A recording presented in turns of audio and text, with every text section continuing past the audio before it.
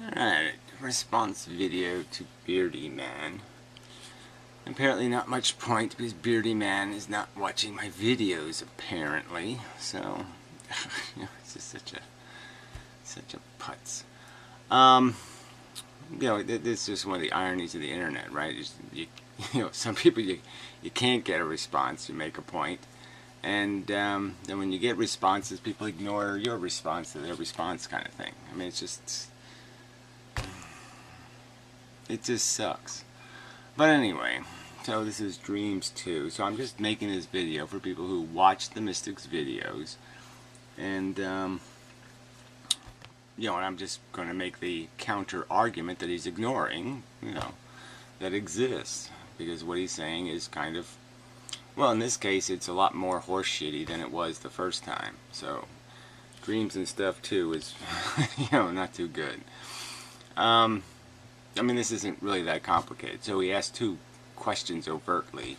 Basically, he says science doesn't understand why we dream, why we sleep, and then, why we dream. And I don't think the answers are all complicated or difficult.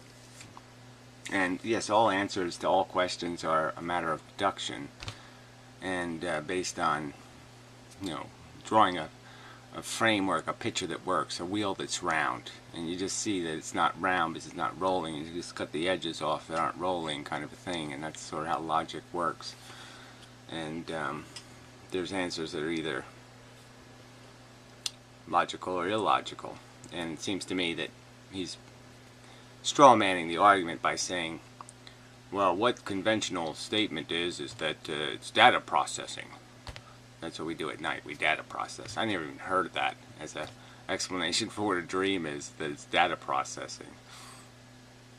I mean, if it is, it's pretty irrational data processing. I don't really understand how it has anything to do with data processing. I go to Madonna's house and her head falls off, and then I spend, the whole afternoon looking at her zoo animals with talking to a person that's just a head rolling on the ground. That really doesn't seem like data processing. Look, you gotta understand, our brains, see, if you don't get the basic thing right, you're not gonna understand any of this shit. The brain is mixed brains. It's more than one brain. And, one brain's doing the, let's generate a problem, and the other brain is, let's generate a solution. And those two are just playing with each other. And that's the dynamic of it. That's how it evolves through time, is throwing pies at each other, sort of thing, and you see what sticks. Not a really good explanation, but the two brains are just finding a compatible space, tolerating each other in some respect. Of at least two minds. There could be many more in there, but it doesn't really matter. The two basic functions are feel the problem, think the solution. That's what the brain's basic function is. Alright, so we'll play this part. This is where it gets a little interesting. Well, I mean, you don't really need the first 7 minutes. This is where he actually says things directly. Pretty much. God of the gaps. We don't know why. I don't think science didn't know last time I looked why people sleep, why people dream. Alright, well, the sleep thing is just so easy. It's about being this maximized toolkit. And it's really hard to be a toolkit that's maximized to the two hugely different conditions that exist on Earth. Right? That every organism has to experience.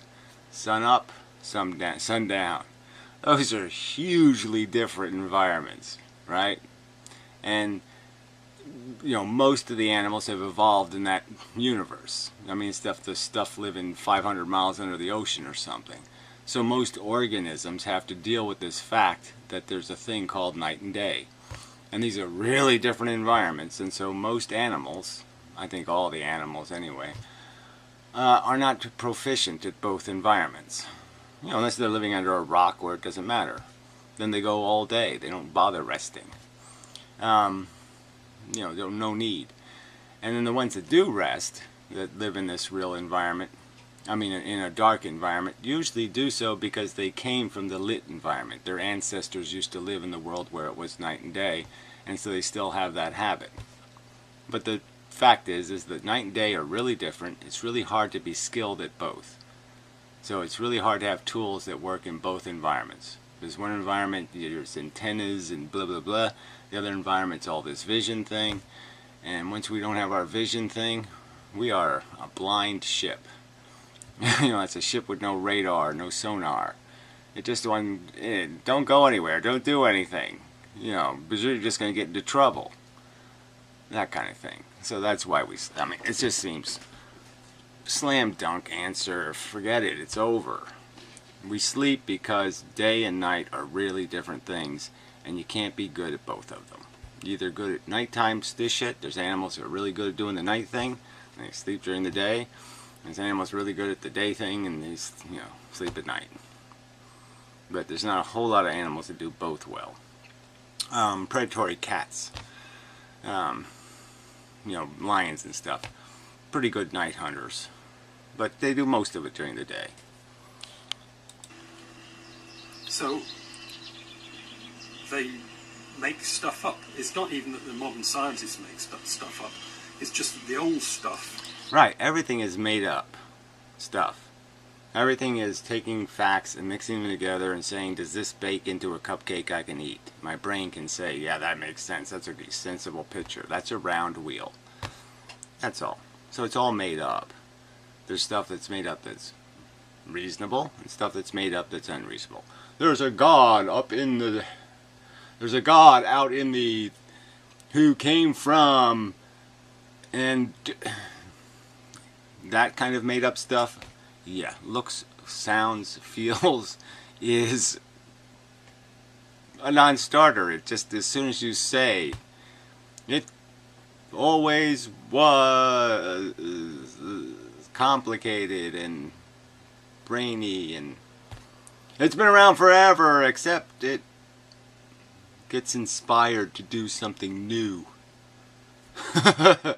Like it hasn't already done that and been there and done that before.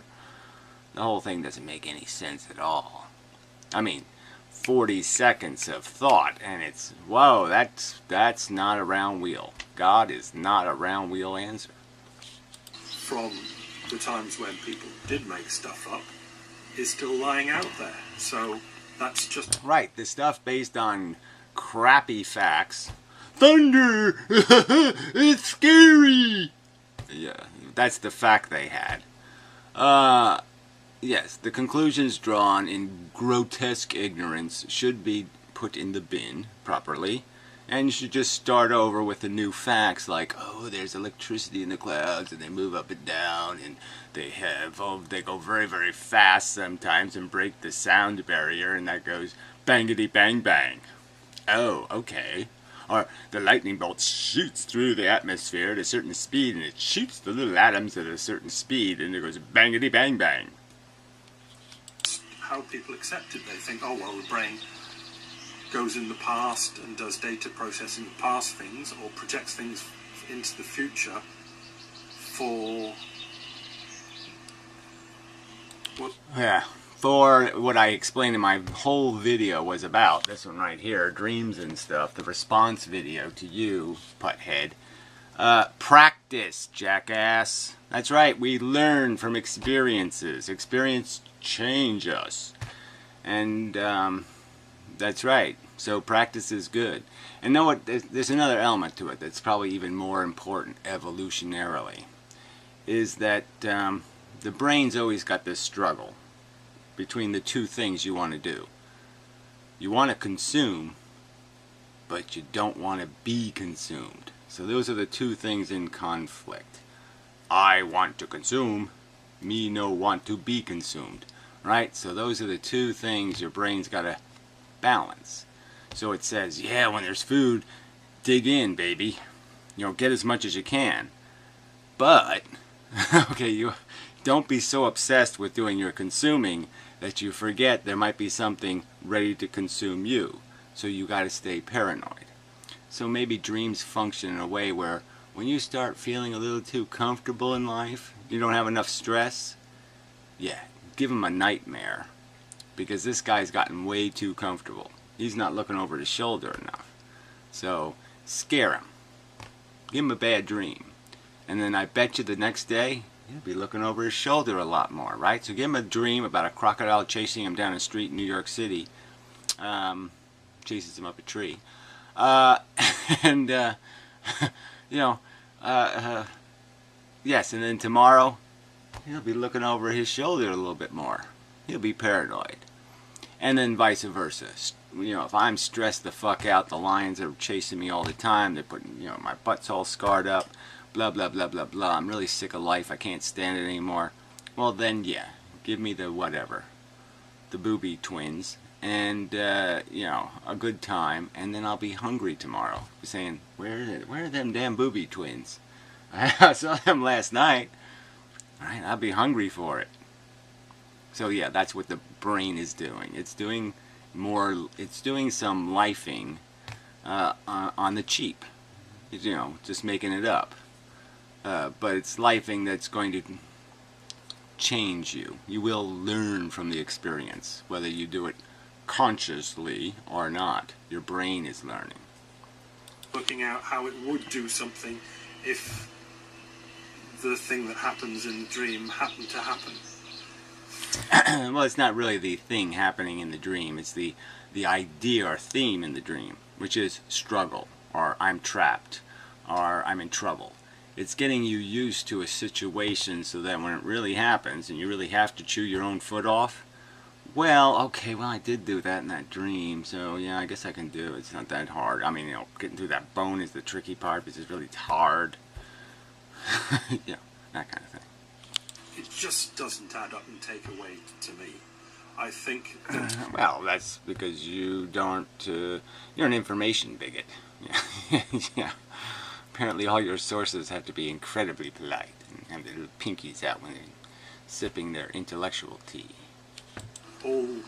Most all ideas about what sleep is and what dreams are just haven't really been thought through. Well, I guess you should have provided some examples. I'm sure there's lots of rubbish out there. Maybe you should deal with the rubbish. But this idea that it's somehow, oh, this is just some sort of mystery of life, you know, why we sleep, number one, I think that one's just too fucking simple to answer. And then why your body makes use of the off time by doing some practicing, I think, again, that just makes so much sense. You know, that it's not even close to an idea where you say, oh, well, we have to do more thinking on that. Nah, that pretty much covers it. I think we're done. Properly. And we're just, because we don't know how to think about it, are just accepting ideas that have been raised in the past. And no, because it's one of these non-scientific things that we've got no great hammer to knock down the old. Well, obviously we don't have a picture of the exact mechanics of the brain or some way to diagram exactly how these two entities, I would argue, exist. The feeling, generate the problem, generate the solution. Yeah, we don't have a real good diagram of exactly what parts of the brain are doing that or how it's synthesizing that conflict, but I'd say that conflict or that scenario is why we are conscious. We are conscious because the two brains mix, and consciousness is the line where the two of them communicate, where they do part of their communication. Wives' tales, pub talk sort of ideas. I mean, for there to be a problem, you really do have to feel it consciously, right? So we can argue that at least that percentage of the scenario, you're getting the full Monty, so to speak, is going through consciousness. If you don't feel a pain, then the body isn't going to think the pain happened, the thinking brain isn't going to think the pain happened, there isn't going to be a problem.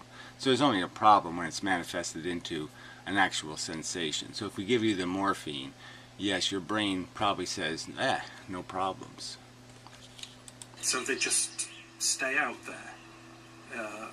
I mean, there's no evidence that your brain actually thinks, he's suffering, he's in terrible pain, he's in awful, horrible pain, we have to find a solution.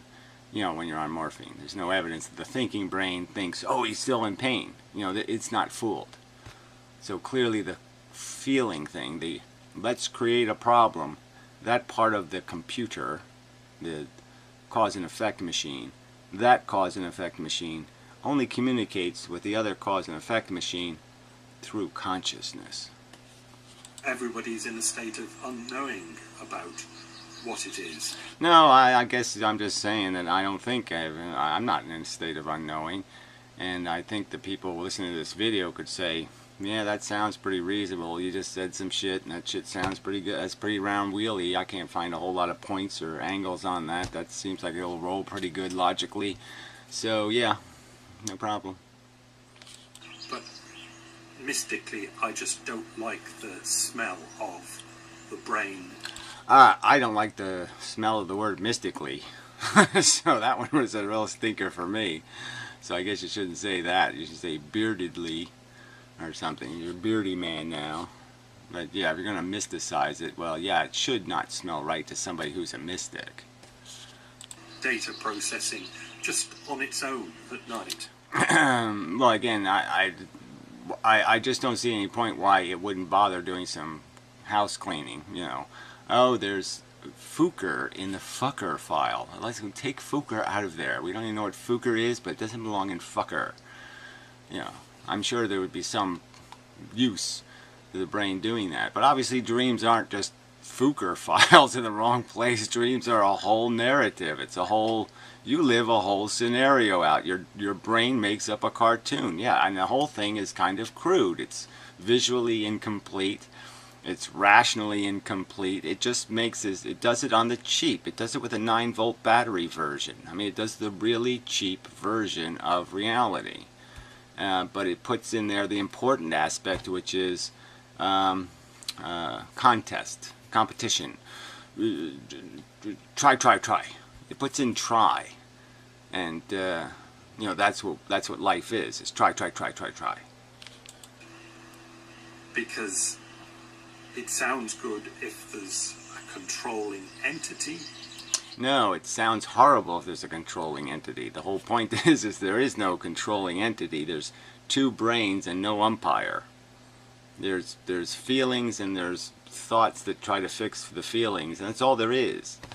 And the two of them really can't. The thought thing can say, stop doing that feeling thing. And then the feeling thing can say, stop having those awful, horrible thoughts that make me think things, feel things. There's no control. It sorts things out and gets people to work and tells people where to put things in what box. Well, that's certainly happening in the sense that there's, in the end, there's a collective balance between the two assholes saying, basically, if you want to feel good, you got to have money to buy stuff that makes you feel good. So the thinking machine says, these are the rules of feeling good. And the feeling thing says, I don't feel very good about that. And it says, too bad, because these are the rules of feeling good. You got to do this stuff. You got to tie your shoes and, you know, not play in traffic.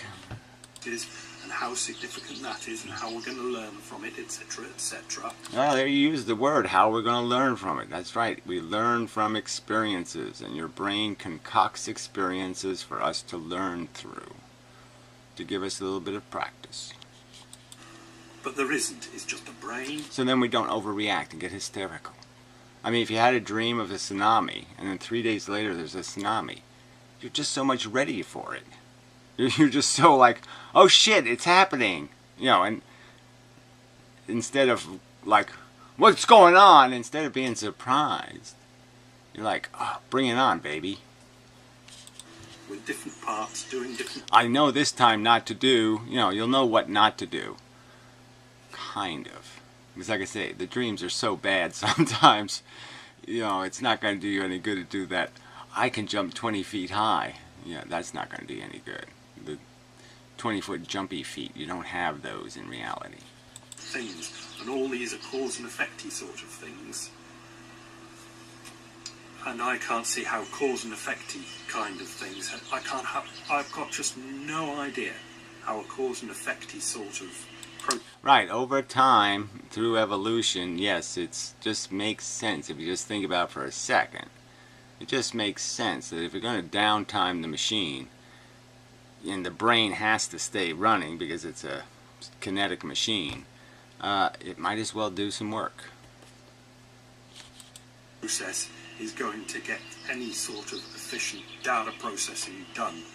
Well, like again, this whole idea of data processing is just cutting it too crudely, because it's not data processing for the purpose of refinement. It's data processing for the purpose of create problem, solve problem.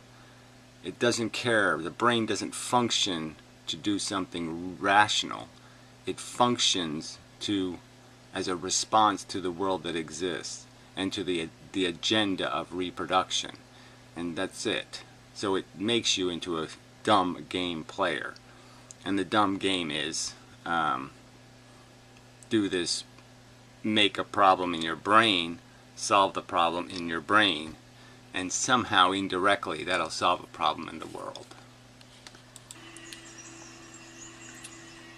Just when you're in Dodo Land, I'm sure. Yeah, I mean, Dodo Land is you, okay? So it's fine to call it Dodo Land, but it's you. Your brain has got all of these memories, it's got all of this crap, and to say that mixing with it and playing with it wouldn't be of some value, I just don't understand how it couldn't be of some value. I'd be pretty sure that it's all done on the fly while we're awake. Right. This whole on-the-fly thing doesn't even make any sense when everything we're made of is historical references to association. So every category we create, everything our brain does to organize everything is organized out of memories itself. So to call it some sort of kinetic engine when the entire reflexive mechanism is based on what you have previously experienced, sorry, right there you just really fell off the light post. All that sort of data processing stuff. And I'll just throw the guess out that at night the dreaming and any thoughts that come are just undirected nonsense. Right, so there'd be no point in undirected nonsense. So it just, and frankly, like I said, why would the stories have any coherency then? Why would there'd be nothing? It would be just chaos, and it's not chaos. There's certain definite themes. I mean, I've had dreams that felt like they were days long. There was so much in them. Of no real use at all. Nonsense. Sorry. Rubbish. But I do admit it is still a mystery why humans sleep and why humans dream. Well, like I said, I'm not mysterious at all. Easily deduced from the evidence, the obvious value to the function of the organism. Again, even as just a mood-altering drug, even as just as something to keep you in the game, to keep you aware of the fact that even if you're comfortable, everything's nice where you live, any day a bear could move into town. And your nice world ain't a nice world anymore, and you gotta be ready for that. You can't be asleep, okay, at the controls. You gotta be constantly doing that one eye open thing, looking for the trouble, because the trouble may be a-coming. And your brain's just keeping you aware of those kind of things by scaring you a little bit. So anyway, but bravo for whatever, doing your typical bullshit of I just won't pay attention to him because he said he hurted my feelings, or he violated my pinky rules. I don't know whether this is over the stars Sagittarius nonsense, you know, where he basically does a response video to a retard. Yeah, bravo. That's, you know, fuck. So that's, you know, there's just nothing to say. I mean, really, alright, play the game, whatever this game is. Blah, blah, blah. It's about as incoherent as the two brain problem. You know, brain A says, make a problem. Brain B says, don't go anywhere near problems. Then I just have to do all this work solving them. Asshole. Alright, so enough. But shit. Yeah, I mean, it just sucks. Like I said, you make a response video that people don't watch. I mean, it's just, what the fuck is that shit? Even the lamest response videos to me, the most disgusting, stupid ones where like spaghetti is flying out of my mouth or something. I've watched them. Shit. Pussy. Jeez. Anyway, till next time.